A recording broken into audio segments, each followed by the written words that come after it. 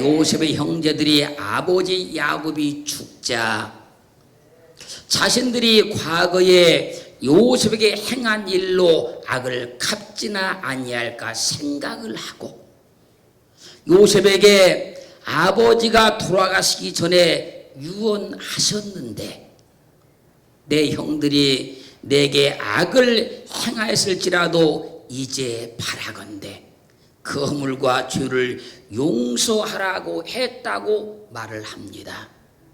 그러면서 말하기를 이제 우리의 죄를 용서하옵소서, 우리의 허물을 용서하여 주옵소서. 그러자 요셉이 이 말을 듣고 울기 시작하는 거예요. 한참을 울었던 요셉이 형제들이 말하는 겁니다. 형님들 두려워하지 마소서, 내가 하나님을 대신하리까. 형들은 나를 해하려고 하였으나 하나님은 형들의 행한 그 악을 선으로 바꾸어 주시사 오늘같이 만민의 생명을 구원하게 하셨나니 두려워하지 마소서. 내가 당신들과 당신들의 자녀를 기르겠나이다. 그리고 간곡한 말로 그 형들을 위로하였습니다. 이 말을 한마디로 말씀을 드리면 요셉은 형들이 자신에게 행했던 모든 악을 깨끗이 용서했다는 말입니다. 세상에서 가장 어려운 일이 뭔지 아십니까? 용서하는 겁니다. 세상에서 가장 힘든 일이 무엇인지 아십니까? 용서하는 겁니다. 아무리 인격적이고 성품이 좋은 사람도 자신에게 악을 행한 사람은 쉽게 용서가 되지 않은 것입니다. 아무리 기도를 많이 한다고 하고 아무리 믿음이 좋다고 하고 아무리 믿음의 연주가 오래되었어도요, 자신에게 악을 행한 사람을 용서하는 것이 가장 힘들고 어려운 일인 거예요. 그런데 요셉은 자기를 죽이려고 했고 노예로 팔아버려서 온갖 고생을 하게 한 그 형제들을 깨끗이 용서하고 도리어 은혜를 베풀었다는 거예요. 요셉이 형제들의 죄를 용서한 그 용서를 성경은 나사라 그랬는데 이 말의 뜻은 들어 올리다, 가지고 가다 그런 말입니다. 상대방의 무거운 죄를 들어 올려서 자기가 가지고 가는 것이 용서라는 거예요. 즉 상대방의 그 모든 죄를 내가 뒤집어 쓰고 그 죄를 내가 가슴에 안고 대신 그 죄를 져주는 것을 용서라 그런 거예요. 말로는 용서가 되고 지식으로는 용서가 되지만 감정으로 진심으로 용서가 되는 건 결코 쉬운 일이 아니라는 거예요. 정말로 가슴으로 진심으로 용서가 돼야 요셉처럼 은혜를 베풀 수 있는 거예요. 요셉이 형제들이 자기에게 행한 그 모든 일들이 용서가 되지 않았다면 어떻게 그들에게 은혜를 베풀 수가 있었겠습니까?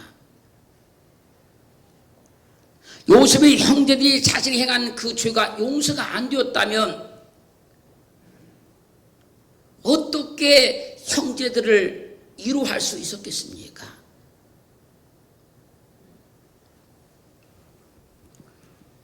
용서가 안 되면요, 어떻게 형들이 그럴 수가 있어? 남이 그래도 말려야지 어떻게 형들이 그럴 수가 있어? 만약에요 요셉의 형제들 용서가 안 됐다면요 자신이 애국의 총리가 되었으니 그 총리의 권세를 가지고 안갚음을 했을 겁니다. 그리고 날마다 분노의 마음을 가지고 이를 부득부득 갈면서 만나는 사람들마다 우리 형들이 내게 이렇게 했어, 형들이 나를 노예로 팔아버렸어, 나를 죽이려고 했어, 다 형들의 죄를 폭로하고 막 다녔을 거예요. 그러나 형들을 그런 깨끗이 용서합니다. 그리고 도리어 은혜를 베풀어 주는 거예요. 이런 일이 세상에서 가장 힘들고 어려운 일이라는 거예요. 우리가 믿음을 가해서 기도하는 일이 그렇게 어려운 일이 아닙니다, 여러분. 헌신하고 봉사하고 충성하고 그렇게 어려운 일 아닙니다, 여러분. 조금만 믿음이 있으면 다 할 수 있는 일인데 내게 아픔을 준 사람, 고통을 준 사람, 괴로움을 준 사람, 내가 믿음이 있고 은혜를 받았어도 쉽게 용서가 안 되는 거예요. 그래서 세상에서 가장 어려운 일이 뭡니까? 용서하는 거예요. 가장 하기 싫은 일이 뭔지 아십니까? 용서하는 거예요. 내가 아무리 믿음이 있고 말씀을 알고 기도해도 쉽게 용서가 되지 않는 거예요. 그러나 우리는 주님을 믿었으니, 주님이 내 안에 계시니 용서가 돼야 해요. 용서가 허물을 덮는 겁니다. 용서가 허물을 사해주는 거예요. 용서가 형제를 비판하는 비판을 잠재울 수 있는 거예요. 용서가 돼버리면 형제를 미워하던 미움이 떠나버리는 거예요. 그래서요, 용서하는 믿음이 최고의 믿음입니다. 용서할 수 있는 믿음이 가장 큰 믿음이라 그런 거예요. 우리는 큰 믿음을 가졌으니 오늘 말씀을 들음으로 주님과 같이 요셉과 같이 용서하는 큰 믿음의 토양을 행하기를 주의 이름으로 축원합니다. 축원합니다. 마태복음 6장 14절로 15절 말씀을 보면요, 주님께서 너희가 사람의 과실을 용서하면 너희 천부께서도 너희 과실을 용서하시려니와 너희가 사람의 과실을 용서하지 아니하면 너희 아버지께서도 너희 과실을 용서하지 아니하시리라 말씀하십니다. 우리가 사람의 과실을 용서하면 하나님께서도 우리 과실을 용서해 주시겠다는 겁니다. 그런데 만약에 우리가 사람의 과실을 용서하지 아니하면 하나님께서도 우리 과실을 용서하지 아니하시겠대요. 그러니 우리는 내 감정에 따라서 용서를 하고 안 해서는 안 되고 반드시 용서를 해야 된다는 거예요. 그리야만 하나님께서 나의 과실을 용서해 주신다는 겁니다. 우리가 하나님께 우리의 과실을 용서받으려고 하면은 사람들이 우리에게 행한 과실을 반드시 용서해 주어야 합니다. 사람들이 우리에게 행한 과실이 용서가 안 되면 우리가 하나님께 행한 그 용서도 용서받지 못하고 있는 거예요.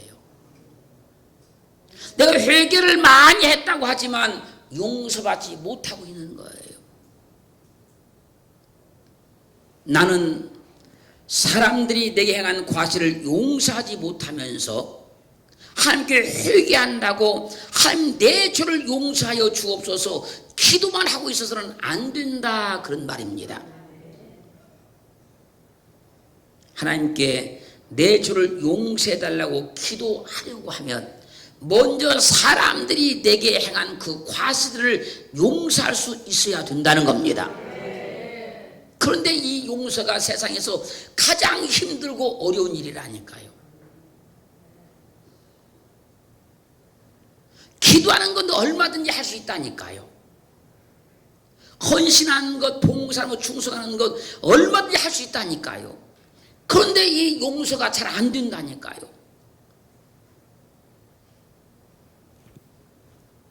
그래서 주님께서 세상 사람들은 절대로 할 수 없는 이 용서를 우리에게 하라고 말씀하시는 거예요. 주님을 믿는 사람만, 그리스도의 은혜를 받은 사람만, 성령 일하는 사람만 이 일을 할 수 있기 때문에 우리에게 주님께서 말씀하신 거예요.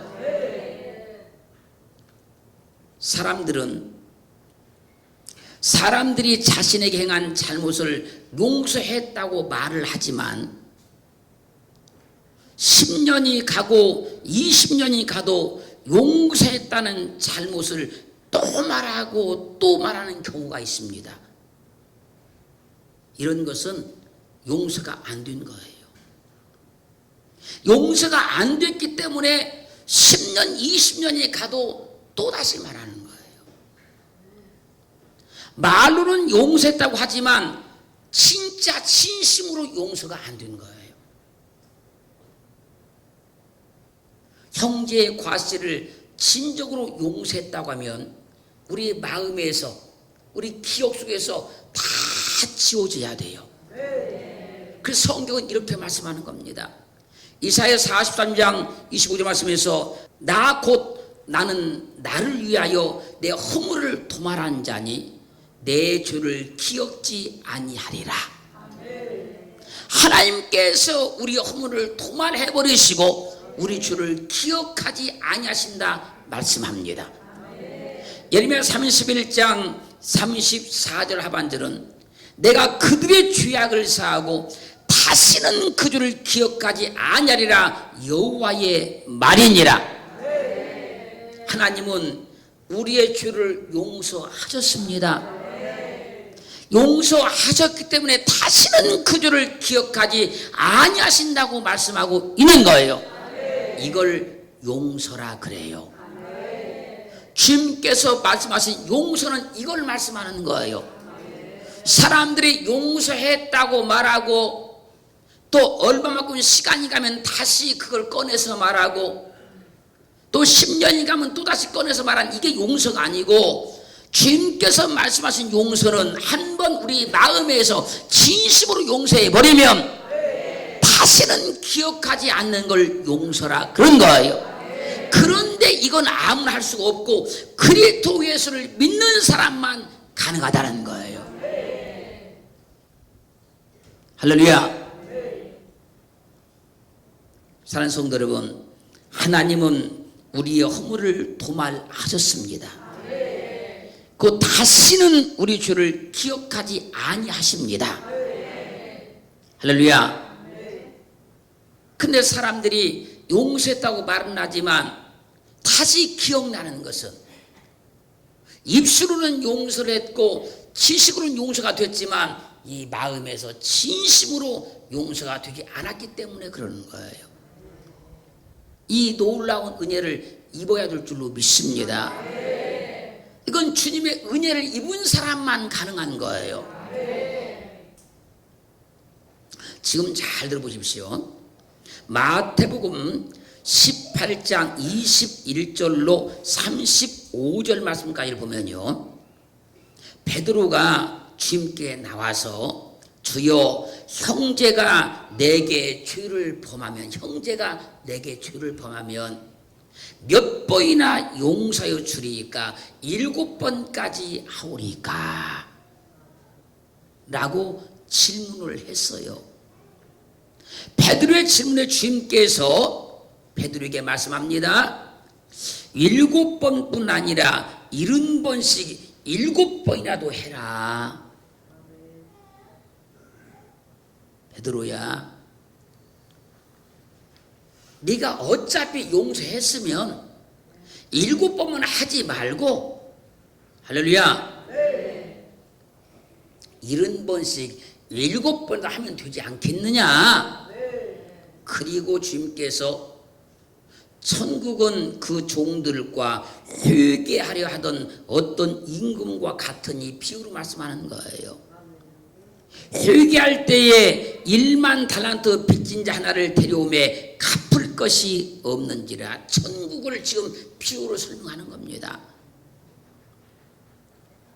주인이 명하여 그 몸과 처와 자식들과 모든 소유를 팔아 갚게 하라 한데 그 종이 엎드려 절하며 가로되 내게 참으소서 다 갚으리다 하거늘 그 종의 주인이 불쌍히 여겨 놓아 보내며 그 빚을 탕감하여 주었느니라. 천국을 지금 비유로 설명하는 거예요. 뭘로? 용서라는 걸 비유로 설명하는 겁니다. 천국을. 주인으로부터 빚을 탕감받은 그 종이 나가서 자기에게 100데나리온 빚진 동관 하나를 만나서 그의 목을 붙들고 갚으라 하매 그 동관이 엎드려 간과하여 가로되 나를 참아줘서 내가 갚으리라 하되 허락하지 아니하고 이에 가서 저가 빚을 갚도록 옥에 가둬버렸다는 겁니다. 그것을 어떤 동관이 보고 심히 민망하여 주인에게 가서 그 일을 다 고하니 이에 주인이 저를 불러다가 말하되 악한 종아 내가 빌기에 내가 내 빚을 다 탕감하여 주었거늘 내가 너를 불쌍히 여김과 같이 너도 내 동관에게 불쌍히 여김에 마땅치 아니하냐. 주인이 노하여 그 빚을 다 갚도록 저를 옥졸들에게 붙여버렸다고 비유로 말씀하셨어요. 천국을 뭐라고 비유됩니까? 용서라는 걸 가지고 천국을 비유를 드는 거예요. 그리고 이제 말씀하십니다. 너희가 각각 중심으로 형제를 용서하지 아니하면 내 천부께서도 너희에게 이와 같이 하시리라. 형제의 과실을 중심으로 용서하라는 거예요. 형제의 과실을 용서하려고 하면 진심으로 하라는 거예요. 그걸 천국이라 그런 거예요. 저 형제의 과실을 내가 진심으로 용서하면 진심으로 용서하면 내 마음에 천국이 이루어진다 그 얘기예요. 내 마음에. 마태복음 6장 12절은 이렇게 증가합니다. 우리가 우리에게 죄 지은 자를 사하여 준 것 같이 우리 죄를 사하여 주옵시고. 누가복음 11장 4절은 이 말씀을 통일하게 우리가 우리에게 죄 지은 모든 사람을 용서하오니 우리 죄도 사하여 주옵시고. 우리가 우리에게 죄 지은 모든 사람을 사하여 준 것 같이 우리 죄도 사하여 주옵소서. 우리가 우리에게 죄 지은 모든 사람을 다 용서하오니 우리의 죄도 용서하여 주옵소서. 이런 기도가 나오기를 저는 축원합니다. 이런 기도는 아무나 못한다니까. 여러분만 할 수 있다니까요. 하나님, 나는 내게 죄 지은 사람들을 다 용서해 주었습니다. 그러니 내 죄를 용서하여 주시옵소서. 하나님, 나는 내게 죄 지은 모든 사람을 다 용서하오니 나의 죄를 용서하여 주옵소서. 이 기도가 아무나 할 수 있겠습니까, 여러분? 주님의 십자가 은혜에 감격을 하고 그 주님의 십자가를 통해서 내가 모든 죄를 사함받았다는 이 놀라운 감격을 체험한 사람만 이런 기도를 할 수 있는 거예요. 그런 기도 기도가 나오는 기쁨이 있기를 주님은 축원합니다. 축원합니다. 나는 다른 사람의 죄를 용서를 안 해주면서 하나님께 내 죄만 용서해달라고 막 기도하면 어린아이 같은 신앙이 아닐까요? 나는 다른 사람의 죄를 용서해 주지 못하면서 하나님께 내 죄만 막 용서를 기도하면 너무 이기적인 것 아닐까요?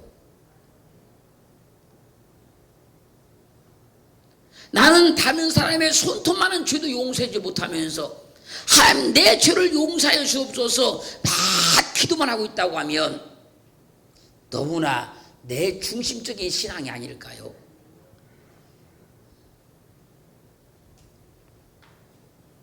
마가복음 11장 25절은 증가합니다. 서서 기도할 때에 아무에게나 혐의가 있거든 용서하라. 그리하여야 하늘에 계신 너희 아버지도 너희 허물을 사하여 주시리라 하셨더라. 여기 잘 들어보십시오. 하나님께서는 우리가 기도할 때 아무에게나 혐의가 있거든 용서하라고 하셨는데 기도하면 오히려 사람들의 잘못이 더 생각이 나고 더 뚜렷해집니다.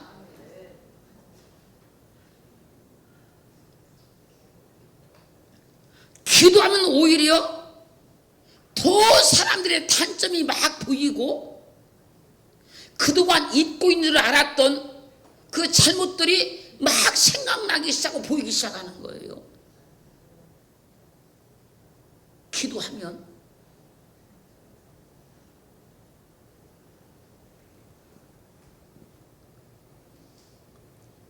그 주님도 말씀한 겁니다. 너희가 기도하면 형제들의 잘못이 막 보이기 시작하니까 기도할 때 아무에게나 혐의 가든 용서해라. 기도 안 할 때는 생각이 안 났지만 기도하면 이런 것이 생각나니까 그럴 때 용서해라.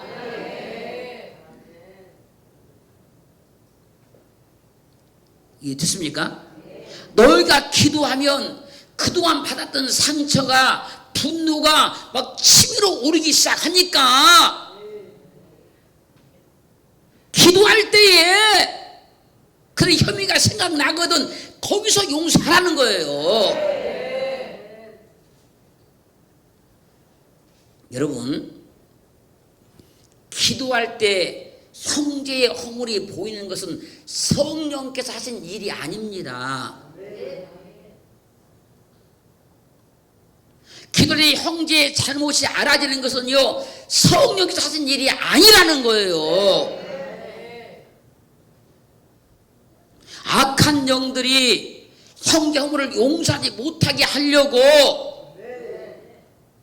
막 그게 생각나게 만들고 분노가 치밀어 오르게 만들고 화가 나게 만들고 일을 막 뿌득뿌득하게 만드는 거예요. 성령께서 하신 일이 아니라는 겁니다, 여러분.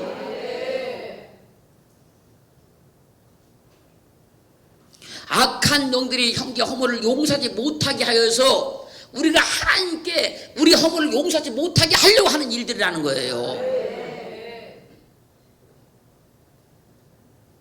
우리는 기도할 때 성령만 역사해야 기도할 때 아무에게나 혐의가 있거든 용서가 되는 거예요. 성령만 역사해야. 할렐루야.